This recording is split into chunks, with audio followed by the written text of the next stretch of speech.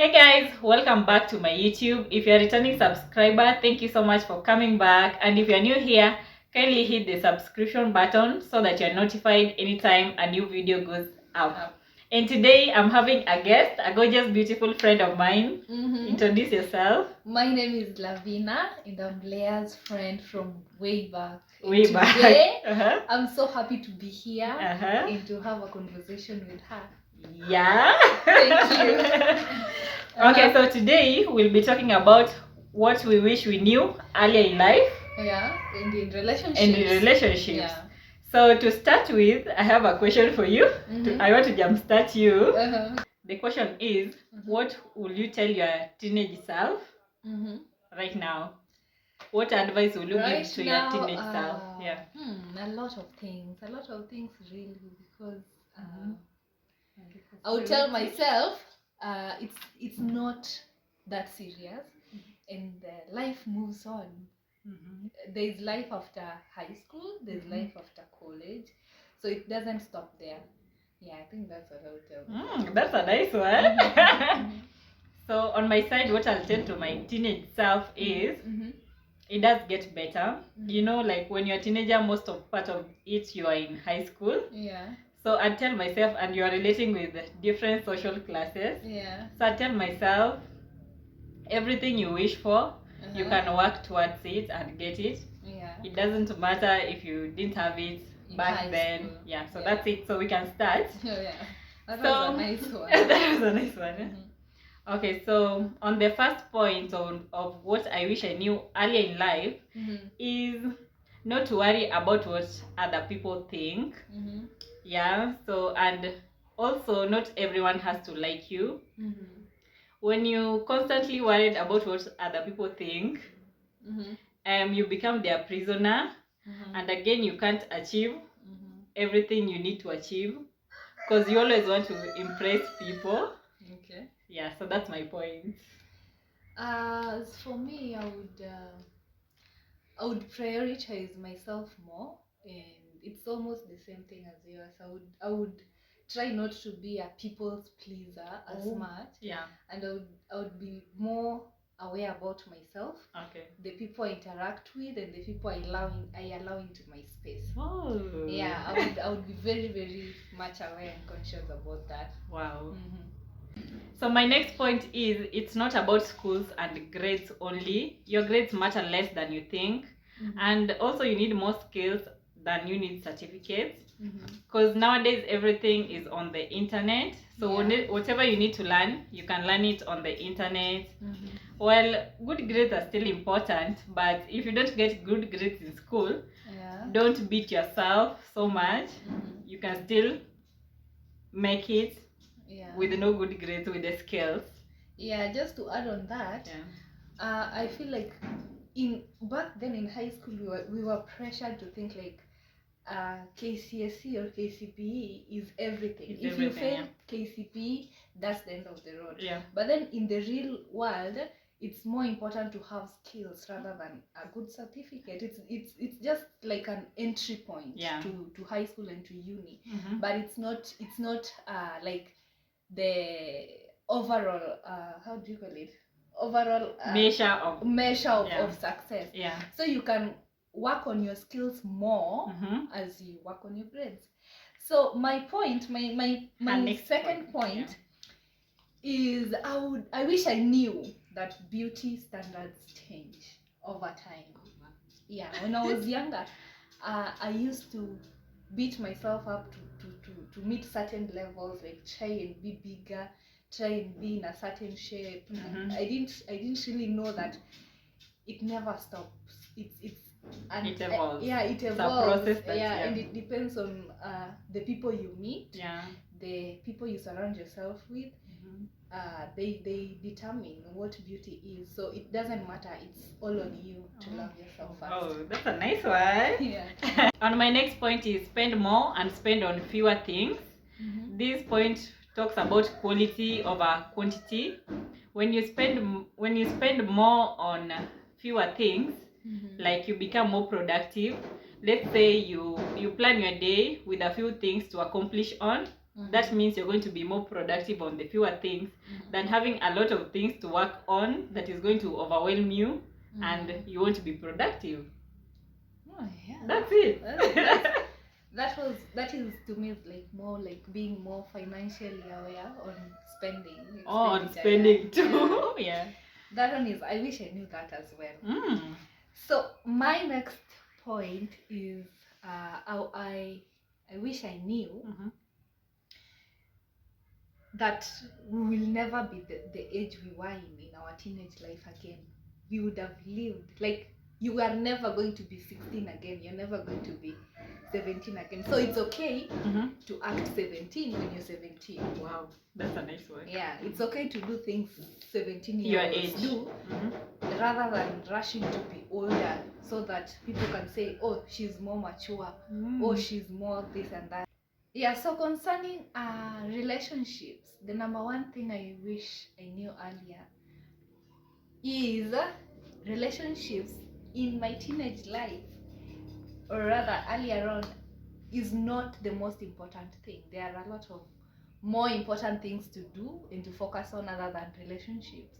I was looking at my diary the other day in high school, and I was looking at myself and remembering how I used to write about boyfriends at home, the letters, the gifts, the meetups that I used to do a lot of stuff. And when I got to school, I could not focus. Those are the things I used to do. I realized even with my books, I used to write songs that I was being told like to listen to, and stuff like that. Yeah, the lyrics, the dedication. So I wish I knew it was not important at that time. It is important, but not as much earlier on. Okay. Yeah. Okay, so my turn. Never neglect your friends and family for the sake of dating. They were there first. And what if you guys break up? You'll need consolation from your friends and family. And then another thing, you'll end up having no friends if you neglect your friends, because your friends will feel frustrated when you neglect them. And also no human wants to come second. So if you place your partner first always, your friends will feel their second priority, and they're going to leave. So you'll end up having no friends. That's a heavy point right there. No. Yeah, and my second point is, you can change. You can't change the past, but you can learn from it and make better decisions going forward. Okay. Yeah, when you make a mistake in your first relationship, it doesn't mean that is the end of the world. You can make a good decision going forward, so you don't fall back in the same trap. Oh. Well, so my next point is, you might get hurt. We come from, when you're with your partner, both of you come from different backgrounds, and that means different ways of doing things and different lifestyles. For instance, maybe you are at work till late, then you you ask your partner to make dinner, and then you come back home, you find your partner maybe sleeping, the dinner has not been made yet. You'll get mad. For your partner, it's okay, maybe he or she was having a nap, but for you, you are mad because why are you from work late and dinner is not made yet? So you will be hurt. Your partner will be okay, they can make dinner when they want get up, when they want to. So that's it. You might get hurt. Yeah. In the course of the relationship, and it's okay. And it's okay. Yeah. My other point is, a heartbreak can be a blessing and a curse at the same time. It depends on how you approach it and how you look at it. When I broke up with my first boyfriend, it was a lot. I went through a lot of pain, but then I realized I could use the pain to mold me into something else that is more beautiful. So a breakup with your first boyfriend can be a blessing if you use it well, and it can be a curse. You may never move on from them. If your first love is not a joke, you may never move on if you're not serious about yourself. And you can use the pain get yourself, to improve yourself, and to demand better. Oh. Yeah, to demand better in the next relationship. So you know your worth. Yeah, so you know your worth more. Okay. So my next point is only you can define yourself because you're awesome. Well, because you're awesome. So don't allow yourself to be defined as so and so's girlfriend or so and so's boyfriend, because what happens after that, let's say if you break up, you'll suffer from identity crisis and you'll get into panic. So don't let that happen to you. Just be your own person, and also let your significant other be their own person. That's it. Yeah, apart from being this person's girlfriend, you're known for that. You don't have anything else attached to you. I think it's quite important to note that. My other point is stay stingy with yourself. Stay selfish with yourself. I realized when you give yourself like too much to people, they tend to take advantage of that and tend to take that for a weakness. So if you're selfish with yourself and you make clear boundaries with the people, with your partner in this case, it will help you in the future, so that usikuwe na ile ya mbona ukusema ama ulikuwa unajua. You knew what you were getting yourself into. You never set these boundaries when you were starting to date, and therefore I don't know who this person is mwenye ananiambia they don't like when I do this and this. So setting your boundaries is very important. And stay stingy. They don't have to be comfortable. They have to adjust to love you for who you are. They have to love you for who you are. If they're not comfortable with that, then they can as well leave, and you'll find someone who loves you for who you are. Okay, my next point is do not ignore red flags. Now help me mention the red flags. Red flags. Red flag. The first red flag is extreme jealousy. When this person also is a liar, how this person treats people who are in service. If they are rude to people who are in service, maybe the waiters and people like that, mention the red flags. Narcissism. At the moment, I have a lot of red flags. I wouldn't even wish to mention them. But for sure, as a woman, when you get into a relationship with someone, there's something you always see. It doesn't matter. It may be something as simple as how they sleep. Do they snore? You don't like somebody who snores. That is a red flag if you don't, because it won't get better if you don't address it and he doesn't change it. It would be you don't like how they clean or how they do certain things. That's a red flag to me. So I think it gets to a point where you feel like you are not comfortable doing the things you were able to do back then. Like dressing in a certain way. When you are 17, you felt like you want to walk all naked and stuff. But then you pressured yourself like, I'm trying to be mature to impress my parents, my siblings. I don't want to disappoint them and stuff. But then you get to 24 and you realize now you're starting to have some belly fat, and now you can't, even if you wanted to, you can't. So it's okay. I wish I knew it's okay to act your age when you're younger. Well, so my next point is express yourself and be vulnerable. Also, saying no is okay. When you allow yourself to be vulnerable, it builds courage. You become more confident, and also you become resilient and brave when you embrace who you really are and when you express your feelings. That's it. That's a nice one. My other point would be there's always two sides to every story. I wish I knew that earlier, because earlier on I used to hear a story from one person and believe them because they came to me first. So I don't believe the other side until they also come, and then now I'll come to some agreement with myself, like, okay, this person was a little bit irrational or whatever. I was so judgmental to people. But then nowadays I realize, okay, there's two sides to every story.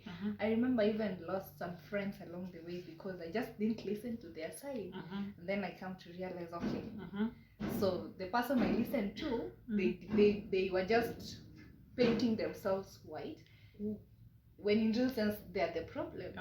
So I wish I knew there's always two sides to every story.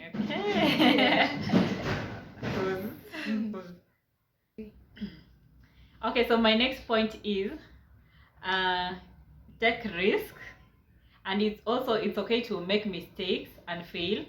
If you take risk, taking risk help you boost your confidence.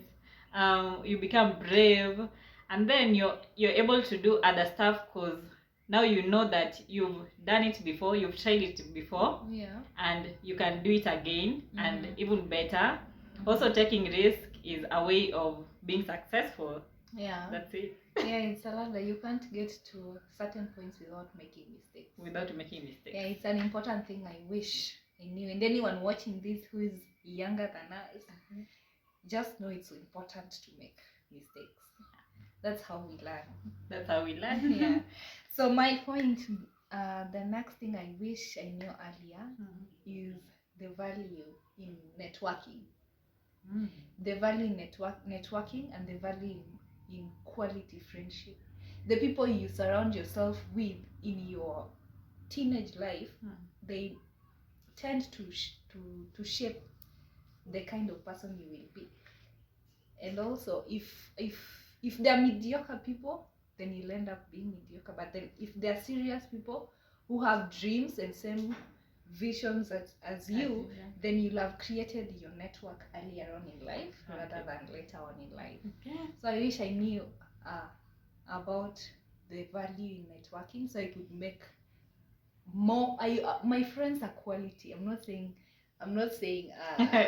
they're not. Yes, I have quality friends, but then I feel like there's some opportunities I had that I let slip because I felt like I'm still so young to form a network with this person or to create a relationship with them. So I wish I knew. Oh, that's nice. Okay, so my next point is people have different opinions. You have to accept that, because if you don't accept opinions from other people, it makes you intolerant. And also making other people's beliefs and likes seem wrong doesn't make you right. So people have different opinions and you have to live by it. That's it. That's it. And I think my last point should be my last thing I wish I knew was financial discipline. I wish I learned how to be disciplined.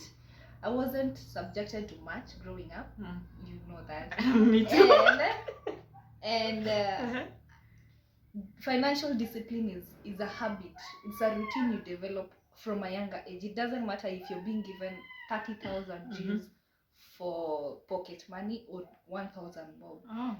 But if you learn to save up your money and to put your priorities right, it becomes a habit. So when you grow up, you don't go on a spending spree. You don't have money. So you have the discipline in you to just get the important stuff first. So I wish I learned financial discipline earlier on. Okay, so my next point is don't judge. You talked about judging earlier. So don't judge people based on rumors. Don't judge people based on their past. Don't judge people based on their appearances. Judging others, we only judge others because it distracts us from the responsibility of judging ourselves. You know that? And the more you judge people, the more you judge yourself. And when you train your mind when you constantly see bad in other people, then you train your mind to find bad always, which that is negativity and also being toxic. And that can lead to that is where stress comes, anxiety, depression, the pressure, stroke, even death. I'm like but that's it. So to me, as a woman, I feel like we always know what the red flags are, and my red flags may not be Leah's red flags. That's why you're laughing. Okay, guys, but so if someone knows, surely see that's natural. No, there are people who that one irritates them a lot.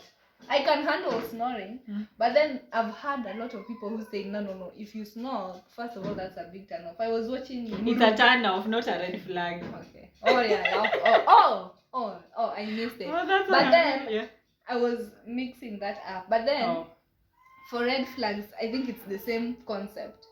You can't ignore something. Like, you always know, like, this one I don't like. I'm at this person... huyu anaweza nifanyia hivi ama kama amefanyia huyo mtu hivi then what if it's me in the situation, unaona? So as a woman you always know what your red flags are, and it's good not to ignore them. As for me I'll tell you that in the next video. Okay, so I'll tell you red flags. It's a whole video. Yeah. Well, so another red flag is physical and emotional abuse. And when you get into a new relationship with someone, when they rush stuff, that's a red flag. Because why are you rushing? On to your next point. My next point is communication is very important in any relationship. In any romantic relationship, you have to communicate what you want. Your partner is not an angel. They come from a different background, the way they don't know you like your mother knows you. They're a whole new person. And you have to communicate your feelings. You have to communicate what you like and what you don't like. What you need also. So for me, I used to think like, this is common sense. They should know I don't like this. But then I realized like right now you have to communicate really and emphasize and make them understand why you want those things in a particular way. It's not common sense, apparently. Okay. So my next point is posting too much online. Couples who post too much online, for me, that's a sign of insecurity. It is a sign of insecurity. And posting like memes or posting the couple's pictures too much online, that's a sign of insecurity. Because now you'll be under pressure, you'll want to please us, your online in-laws. And also couples who don't post too much online are happier in real life, by the way. Because they're busy focusing on themselves for ground than online, what people will say online and things like that. So don't post too much online. I've noted. Not. Amtaona mtu wangu tena on social media. So my next and probably second last point is you can fall in love more than once.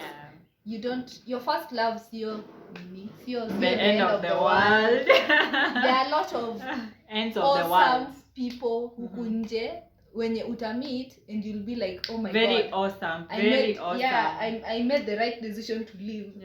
There are a lot of like wonderful people like it always gets better. It gets better because you learn also as you move. So to me, I wish I knew not to hold on to my first boyfriend so much because of the things that of course we had. Because it's not like it's only him. There's life after There's always someone better, I promise. Better. Good men out. Men are nice. So. Love is a beautiful thing. Men are nice. Okay, so on to my next point. Are you done? Yeah, I'm done. Okay, so my next point is okay. Say your next point first. Okay, I can say I wish I knew you can't force a relationship, a friendship, in this case now a relationship. Just because you love someone doesn't mean that you should be with them. You can love them but then stay away from them at the same time. You have to put yourself first. You have to learn how to demand respect whenever you're whenever you're not respected in any way. Learn to move. Even if you love them, learn to respect yourself at least.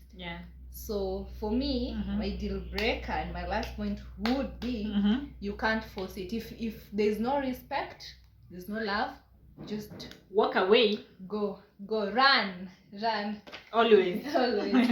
So my last point is walking away is hard. Letting go is hard, but it's the best thing to do. Exactly. Yeah, the moment you realize he's not the right guy for you, Yeah. when you discover your self-worth, just walk away. Because when you walk away, you become more independent, and also you give room now for God's to bless you more. You become more creative. Your life changes by the way. If you walk away from a toxic situationship, your life changes. And also, if you feel like you can't walk away because of money, just walk away. You'll find a way of finding money. Now making money, doors will now start opening. Money will come. You'll become creative. Your life will be beautiful. Just walk away. The moment walking away, it's hard. I've had a lot of stories of people like you feel like somebody is in a situation and you're like, okay, I'm doing this for my children, I have to stay because of my kids. No, you're just hurting those kids. Just move. God will open ways for you and those kids. Instead of staying there and letting those kids watch you cry every day and watching you fight with your partner, just walk away. It's the most difficult thing to do, but I promise you it's the best you can ever do to yourself and to the people you love. You have more value than that thing you're going through right now. Just go. I want you to go. I want you to go.